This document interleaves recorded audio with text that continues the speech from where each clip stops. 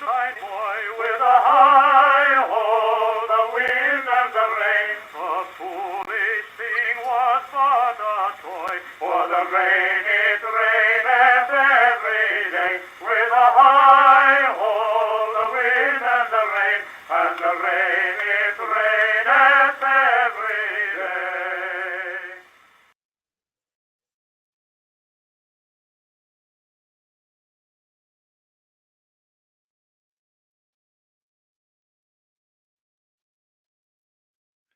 Hello, everybody. Welcome back to the Wheel of Shakespeare Challenge, our first show for the month of July.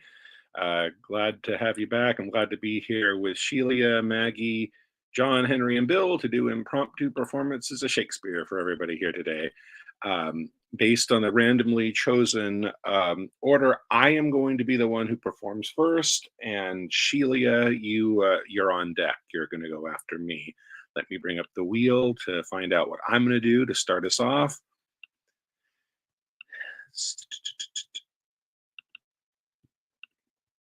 Okay, so I'm spinning for myself. I am going to perform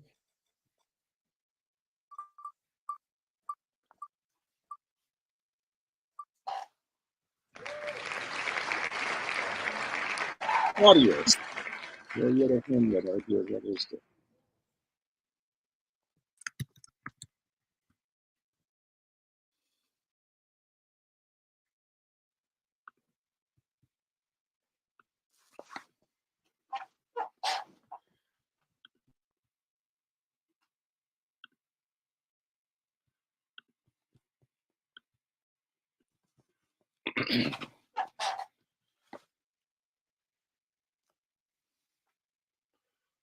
Though yet of Hamlet, our dear brother's death, the memory be green, and that it is befitted to bear our hearts in grief, and our whole kingdom to be so contracted in one brow of woe. Yet so far hath discretion fought with nature, that we with wisest sorrow think on him, together with remembrance of ourselves. Therefore, our one-time sister, now our queen, imperial jointress to this warlike state, have we, as 'twere with a defeated joy, with an auspicious and a dropping eye, mirth and funeral, and with dirge and marriage, an equal scale weighing the light and dull, taken to wife. Nor have we herein barred your better wisdoms, which have freely gone with this affair along, for all our thanks.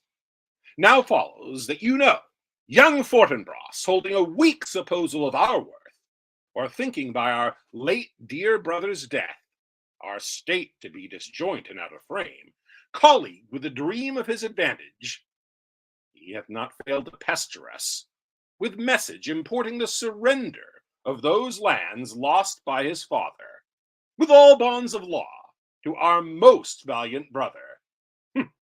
So much for him.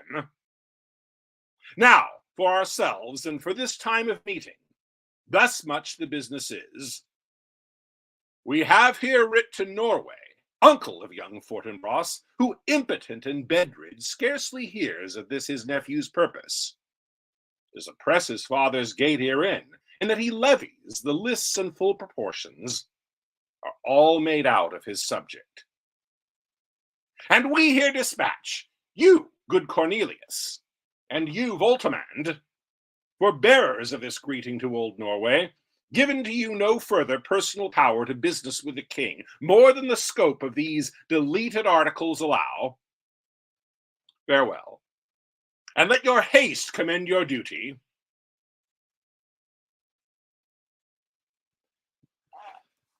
Okay.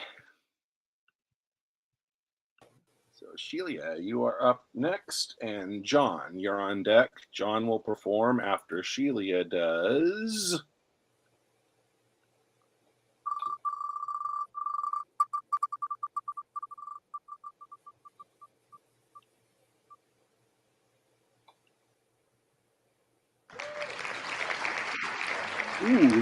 I think we're going to do the first of this. The Henry VI, the Molehill speech, when he's realizing all is lost in the Wars of the Roses. Henry VI, Part 3, that's Act 2, Scene 5. Whoa. That's the very first speech, correct? I think that starts the act, but I'm not sure. Yes. It's a big, long one. I probably should have given you the first line. I just say the whole speech is what people call it. This is it. You got it? Yes. Okay. So whenever you're ready, go ahead. This battle fares like to the morning's war, when dying clouds contend with growing light. What time the shepherd, blowing of his nails, can neither call it perfect day nor night. Now sways it this way like a mighty sea, forced by the tide to combat with the wind. Now sways it that way like the self-same sea, forced to retire by fury of the wind. Sometime the flood prevails, and then the wind, now one the better, then another best, both tugging to be victors, breast to breast, yet neither conqueror nor conquered. So is the equal of this fell war. Here on this molehill I sit me down, to whom God will there be the victory. For Margaret, my queen, and Clifford too, chid me from the battle, swearing both they prosper best of all, when I am thanks. Would I were dead, if God's will were so, for what is this world but grief and woe? Oh God, methinks it were so happy life to be no better than a homely swain, to sit upon a hill as I do now, to carve out dials quaintly, point by point, thereby to see the minutes how they run, how many make the hour full complete, how many hours bring about the day, how many days will finish up the year, how many years mortal man has to live. When this is known, then to divide the times. So many hours must I tend my flock. So many hours must I take my rest. So many hours must I contemplate. So many hours must I sport myself. So many days my youth have been with young. So many weeks ere the poor fools will wean. So many years ere I shall shear the fleece. So minutes, hours, days, months, and years passed over to the end they were created, would bring white hairs unto a quiet grave. What a life were this! How sweet, how lovely! Is not the hawthorn bush a sweeter shade to shepherds looking on their silly sheep than doth a rich embroidered canopy to kings that fear their subjects' treachery? Oh, yes, it doth. 1,000-fold it doth. And to conclude, the shepherd's homely curds, his cold, thin drink out of his leather bottle, his wonted sleep under a fresh tree's shade, all which secure and sweetly he enjoys, is far beyond a prince's delicates, his viand sparkling in a golden cup, his body couched in a curious bed, and care, mistrust, and treason waits on him.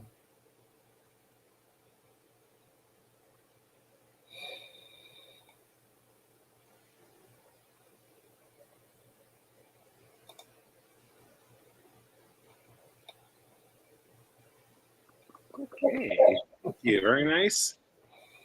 Good, first interaction, one that was recently put on the wheel. Okay, so John is up. Henry is on deck. So John is going to do.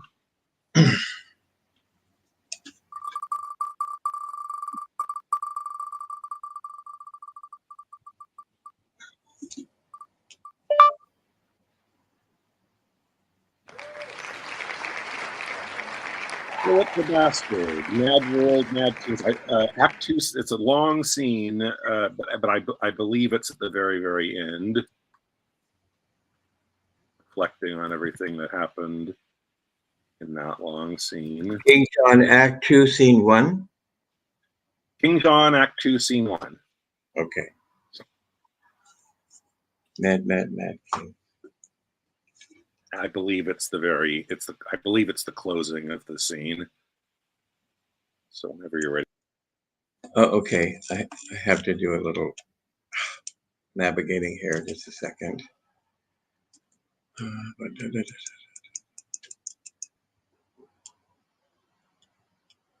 Okay, sorry. King John, Act 2.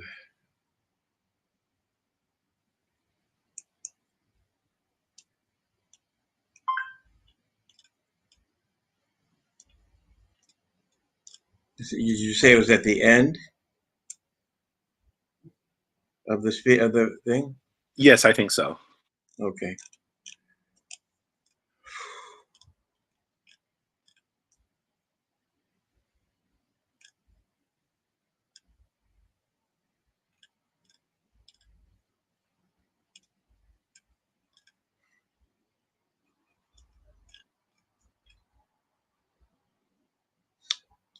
So sorry here for the delay. Is it the bastard that speaks? Excuse me? Is it the bastard that speaks? Yes, Philip the Bastard. I believe it begins with Mad World, Mad Kings.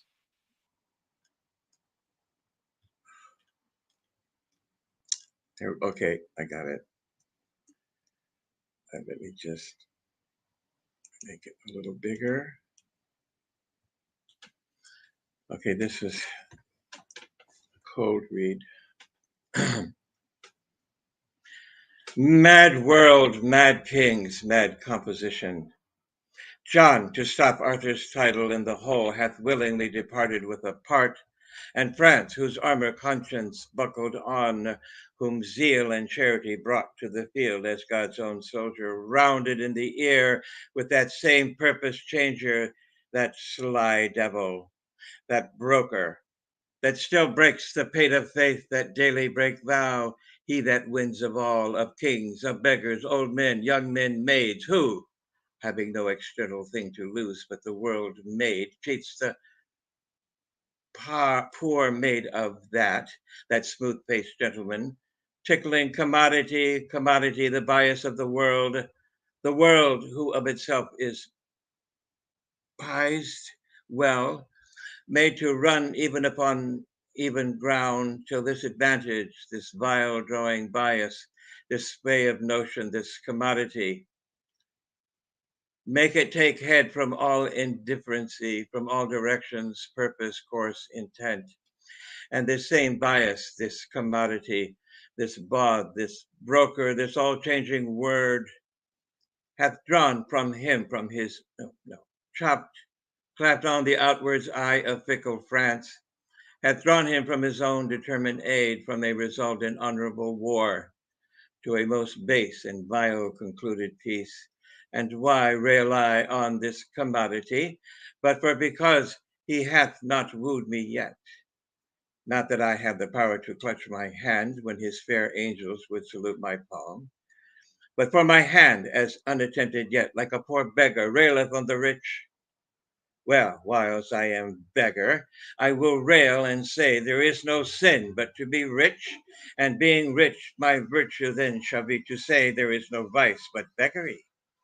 Since kings break faith upon the commodity, gain be my lord, for I will worship thee.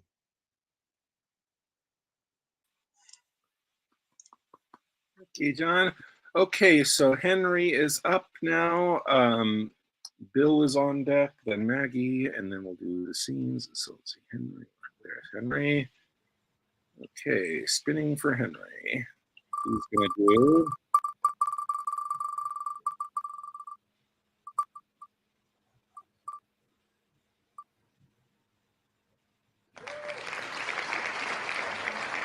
Hello, the father loves me. Speaking to the Duke here. How about best of.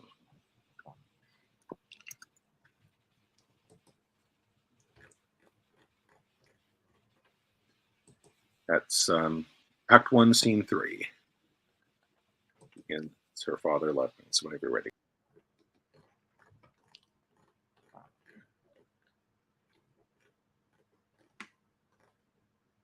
Okay, found it, yeah.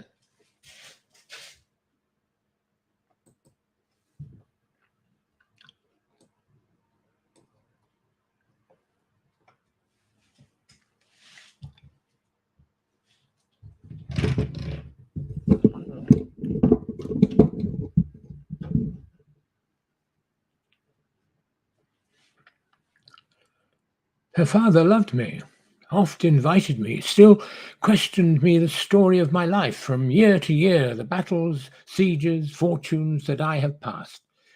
I ran it through, even from my boyish days to the very moment that he bade me tell it, wherein I spake of most disastrous chances, of moving accidents by flood and field, of hair-breadth scapes in the imminent deadly breach of being taken by the insolent foe and sold to slavery, of my redemption thence and portents in my travels history, wherein of antres vast and deserts idle, rough quarries, rocks and hills, whose head touch head, it was my hint to speak.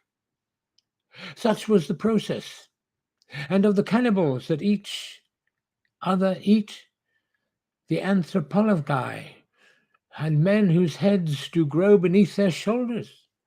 This to hear would Desdemona seriously incline, but still the house affairs would draw her thence, whichever as she could with haste dispatch, she'll come again, and with a greedy ear devour up my discourse, which I observing once took a pliant hour, and found good means to draw from her a prayer of earnest heart that I would all my pilgrimage dilate, whereof by parcels she had something heard, but not intentively. I did consent, and often did beguile her of her tears, when I did speak of some distressful stroke that my youth suffered. My story being done, she gave me for my pains a world of sighs. She swore, i' faith, 'twas strange, 'twas passing strange, 'twas pitiful, 'twas wondrous pitiful. She wished she had not heard it, and yet she wished that heaven had made her such a man. She thanked me, and bade me, if I had a friend that loved her, I should but teach him how to tell my story, and that would woo her. Upon this hint I spake. She loved me for the dangers I had passed, and I loved her that she did pity them. This only is the witchcraft I have used. Here comes the lady. Let her witness it.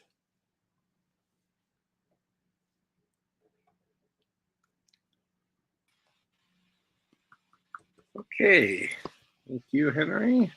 Good job. We now have Bill and then Maggie, and then it's been proceeding. So Bill is going to do.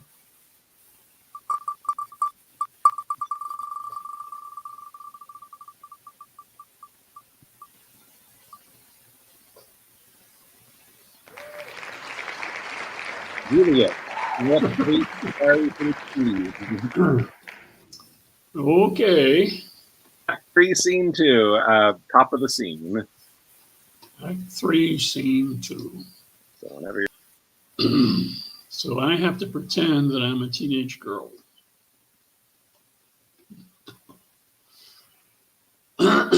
Yeah. Gallop apace, you fiery-footed steeds, toward Phoebus's lodging. Such a wagoner as Pathon would whip you to the west and bring in cloudy night immediately. Spread thy close curtain, love-performing night, that runaways' eyes may wink, and Romeo leap to these arms, untalked of and unseen. Lovers can see to do their amorous rites by their own beauties. Or if love be blind, it best agrees with night. Come, civil night, thou sober-suited matron, all in black, and learn me how to lose a winning match, played for a pair of stainless maidenhoods. Hood my unmanned blood, bathing in my cheeks, with thy black mantle, till strange love grow bold. Think true love acted simple modesty. Come, night, come, Romeo, come thou day in night, for thou wilt lie upon the wings of night, brighter than new snow on a raven's back. Come, gentle night, come, loving, black-browed night, give me my Romeo, and when he shall die, take him and cut him out in little stars, and he will make the face of heaven so fine that all the world will be in love with night and pay no worship to the garish sun. Oh, I have bought the mansion of a love, but not possessed it. And though I am sold, yet not enjoyed. So tedious is this day as is the night before some festival to an impatient child that hath new robes and may not wear them. Oh, here comes my nurse, and she brings news, and every tongue that speaks but Romeo's name speaks heavenly eloquence. Now, nurse, what news? What hast thou there? The cords that Romeo bid thee fetch? See. Okay, great. So our last monologue before we spin for scenes will be done by Maggie, and she is going to do...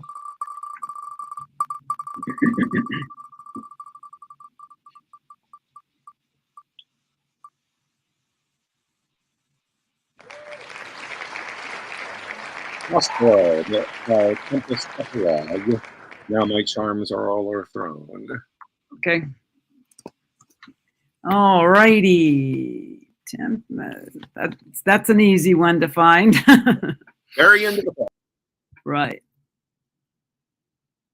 Oh, I just went to MIT and it goes Act 5, Scene 1. And I don't know that it has an epilogue. I think that version might just have tacked it on to the very, very end of Okay, that down, rather than putting it as a separate. Oh, there it is. Okay, little short thing. All right, here we go. Now my charms are all overthrown, and what strength I have's my own, which is most faint. Now 'tis true I must be here confined by you, or sent to Naples. Let me not, since I have my dukedom got and pardoned the deceiver, dwell in this bare island by your spell, but release me from my bands with the help of your good hands. Gentle breath of yours my sails must fill, or else my project fails, which was to please. Now I want spirits to enforce, art to enchant, and my ending is despair, unless I be relieved by prayer, which pieces so that it assaults mercy itself and frees all faults. As you from crimes would pardoned be, let your indulgence set me free. Thank you. Okay, great job today, everybody, with the monologues. Now let's see what scenes we're going to do to find some roles for the 6 of us. we'll choose from these roles in the reverse order that we performed in. Okay, here's another one. Henry VI, Part 3, Act 3, Scene 1. There's three people. It's King Henry, and I think it's interesting that we got this one right after we did the Molehill one. That I think is like shortly after that. I don't know if it's immediately after, but shortly, when he realizes all is lost, and now he's just like the two gamekeepers, just ordinary people who are now okay. Now we're now subjects of Edward. Now he's our rightful king because Henry, you lost, and they say we're arresting you on authority of the king, who is not you anymore. so the king, gameskeeper 1 and gameskeeper 2. Those are the first three roles.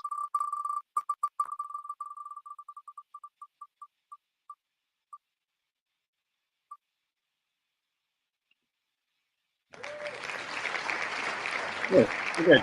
We got 2 scenes with 3, so that's perfect with the 6 of us. So Hamlet, Act 2, Scene 1, Polonius, starts with Polonius and Rinaldo, and then Ophelia comes in.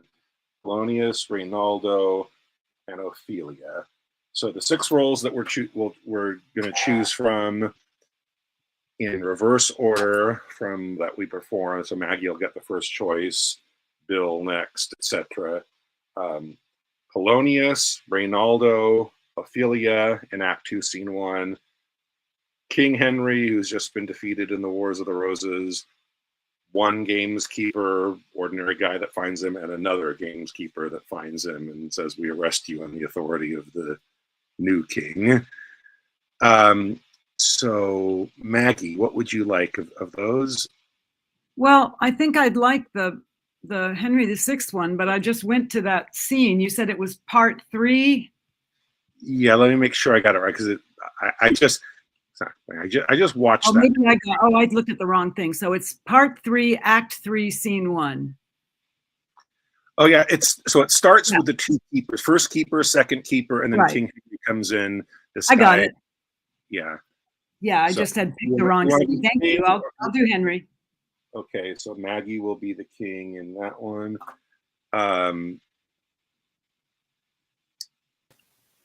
Bill, what would you like? Polonius, please. Bill will be Polonius.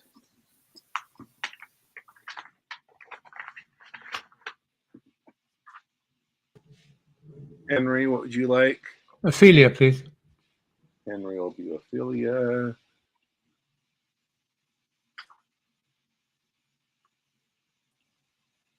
John, what would you like? Ronaldo. John's going to be Rinaldo.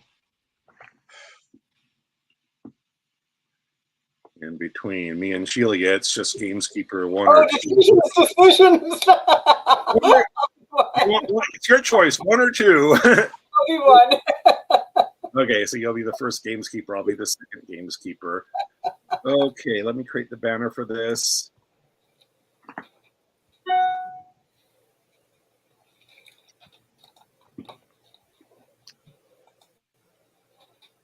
And I think I should. I'm going to remove Maggie. She's not on.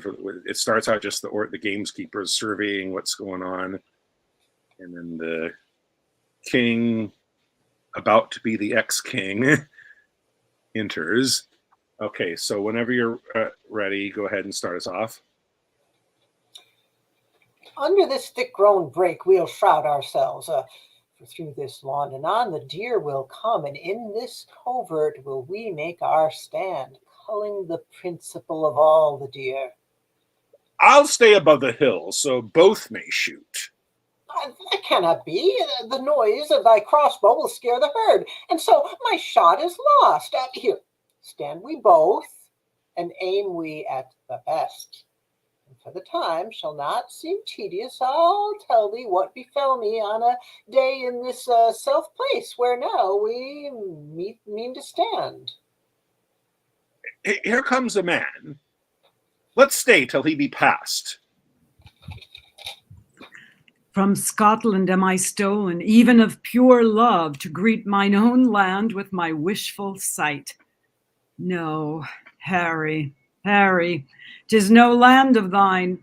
Thy place is filled, thy sceptre wrung from thee, thy balm washed off wherewith thou wast anointed. No bending knee will call thee Caesar now. No humble suitors press to speak for right. No, not a man comes for redress of thee. For how can I help them, and not myself? Aye, here's a deer who skins a keeper's fee. This is the quondam king. Let's seize upon him. Let me embrace thee, sour adversity, for wise men say it is wisest course. Why linger we? Let us lay hands upon him. Forbear a while, we'll hear a little more.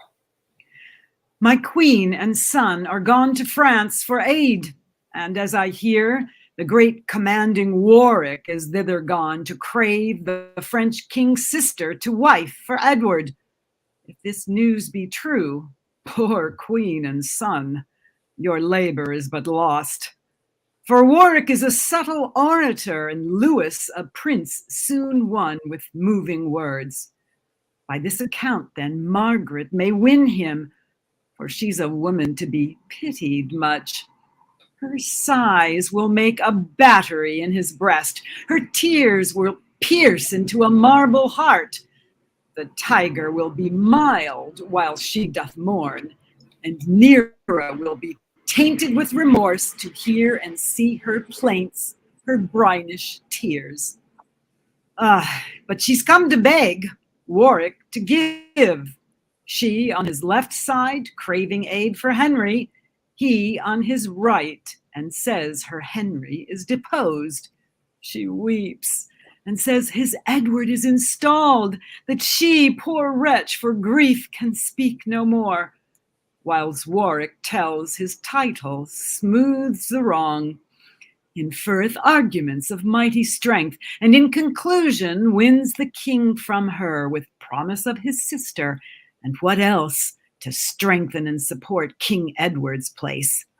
Oh, Margaret, thus 'twill be, and thou, poor soul, art then forsaken, as thou winst forlorn. Say, what art thou that talk'st of kings and queens? More than I seem, and less than I was born to. A man, at least, for less I should not be. And men may talk of kings, and why not I? Aye, but thou talk'st as if thou wert a king. Why, so I am in mind, and that's enough. But if thou be a king, where is thy crown? My crown is in my heart, not on my head, not decked with diamonds and Indian stones, nor to be seen. My crown is called content. A crown it is that seldom kings enjoy. Well, if you be a king crowned with content, your crown content and you must be contented to go along with us. For as we think, you are the king King Edward hath deposed, and we his subjects sworn in all allegiance will apprehend you as his enemy. But did you never swear and break an oath? No, never such an oath, nor will not now. When did you dwell when I was king of England? Here in this country where we now remain. I was anointed king at 9 months old. My father and my grandfather were kings, and you were sworn true subjects unto me. And tell me then, have you not broke your oaths? No, for we were subjects but while you were king. Why, am I dead? Do I not breathe, a man? Ah, simple man, you know not what you swear. Look, as I blow this feather from my face, and as air blows it to me again, obeying with my wind when I do blow, and yielding to another when it blows, commanded always by the greater gust, such is the lightness of you common men. But do not break your oaths, for of that sin my mild entreaty shall not make you guilty. Go where you will, the king shall be commanded. And be you kings? Command, and I'll obey. We are true subjects to the king. King Edward. So would you be again to Henry if he were seated as King Edward is? We charge you in God's name and the king's to go with us unto the officers. In God's name, lead. Your king's name be obeyed. And what God will, then let your king perform. And what he will, I humbly yield unto. Okay, that was a fun new one to add to the mix. Okay, so we have we got to crit the down for this. I'll say Polonius's house. And let's see, we have Bill. I believe it.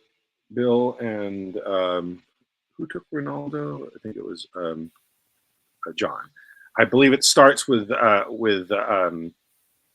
Polonius and Reynaldo, and then Ophelia comes in later, right? So we'll start. We'll start with the two of you, and then Reynaldo is going to leave, and Ophelia is going to come in, and I'll add Henry at that time. So whenever you guys are ready. Okay, I have to know act and scene, please. I didn't have time to write it down. Sorry. Hamlet, Act 2, Scene 1. Okay. Just the whole scene from the top. Very well. I'm ready. Thank you. Give him this money and these notes, Rinaldo. I will, my lord. You shall do marvelous wisely, good Rinaldo, before you visit him to make inquire of his behavior. My lord, I didn't intend it.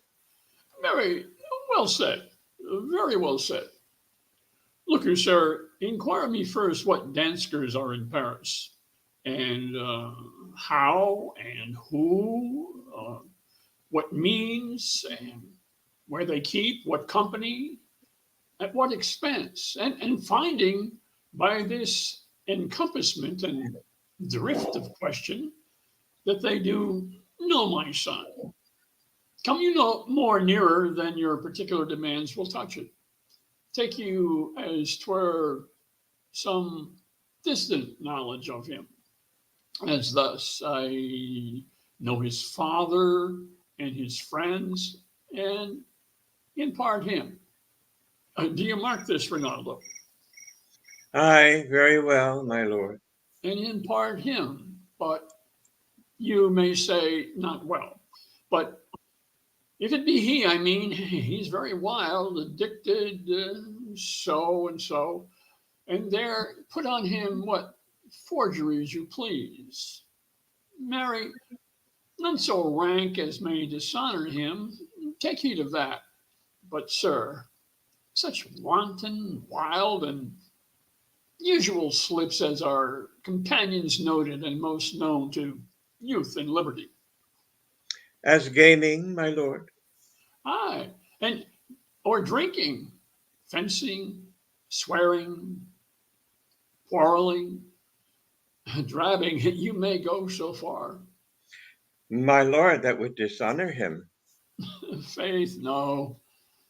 As you may season it in the charge, you must not put another scandal on him that he is open to incontinency. That's not my meaning.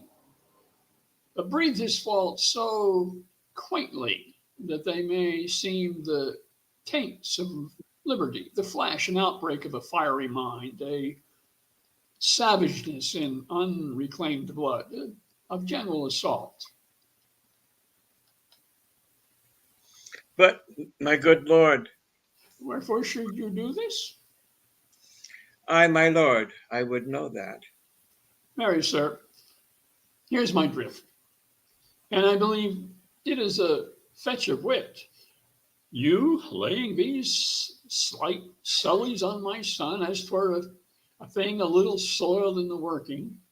Mark you, your party in converse, him you would sound.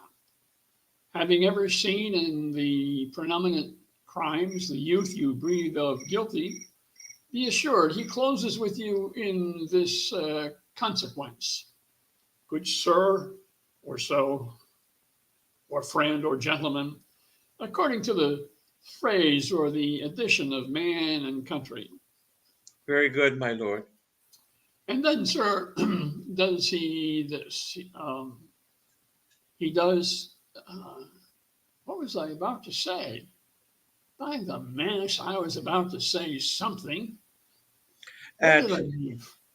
at closes in the consequence, at friend or so, and gentlemen.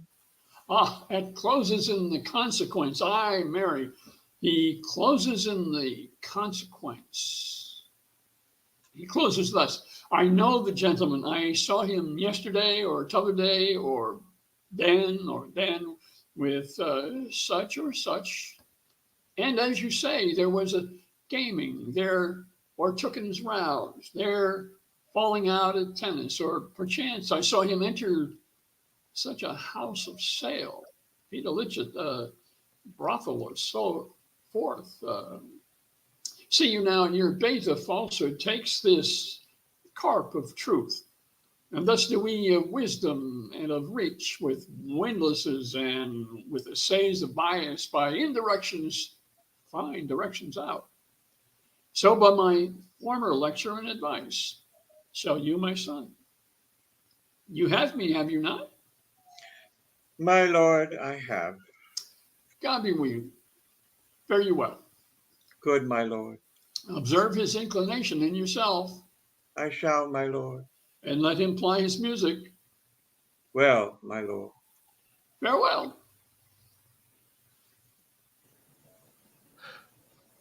How now, Ophelia, what's the matter? Oh, my lord, I have been so affrighted. With what in the name of God? My lord, as I was sewing in my closet, Lord Hamlet, with his doublet all embraced, no hat upon his head, his stockings fouled, ungartered and down-gyvered to his ankle, pale as his shirt, his knees knocking each other, and with a look so piteous in purport, as if he had been loosed out of hell to speak of horrors, he comes before me. Ah, mad for thy love. My lord, I do not know, but truly I do fear it. What said he? He took me by the wrist and held me hard. Then goes he to the length of all his arm, and with his other hand thus o'er his brow he falls to such perusal of my face as he would draw it. Long stayed he so. At last, a little shaking of mine arm, and thrice his head thus waving up and down, he raised a sigh, so piteous and profound as it did seem to shatter all his bulk and end his being. That done, he lets me go, and with his head over his shoulder turned, he seemed to find his way without his eyes. For out of doors he went without their help, and to the last bended their light on me. Come, go with me. I will go seek the king. This is the very ecstasy of love, whose violent property foredoes itself, and leads the will to desperate undertakings, as oft as any passion under heaven that does afflict our natures. I am sorry. What, have you given him any hard words of late? No, my good lord, but as you did command, I did repel his letters and denied his access to me. Ah, that hath made him mad. I am sorry that with better heed and judgment I had not quoted him. I feared he did but trifle and meant to wreck thee, but beshrew my jealousy. By heaven, it is as proper to our age to cast beyond ourselves and our opinions as it is common for the younger sort to lack discretion. Come, go we to the king. This must be known, which being kept close might move more grief to hide than hate to utter love.